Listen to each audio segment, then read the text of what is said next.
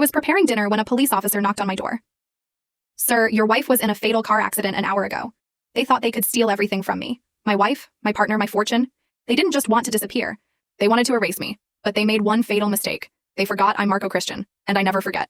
My name is Marco. I built Christian Industries from absolutely nothing.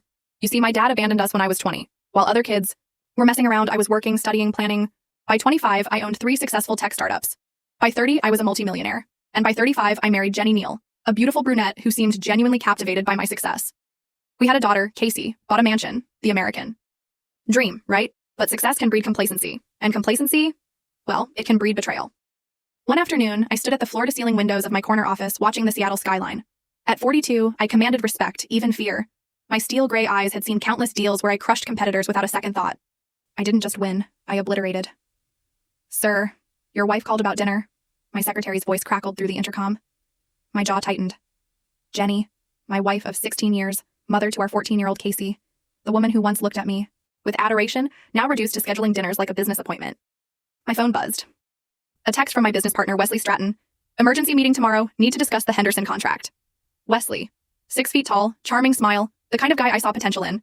I'd made him my partner, gave him 40% of everything I built. That evening, I walked into the kitchen and there was Jenny, wearing a black dress that hugged her curves perfectly, too perfectly for a quiet dinner at home. "You look beautiful," I said, kissing her cheek. She tensed. Barely perceptible, but I felt it. "Thank you. How was your day?"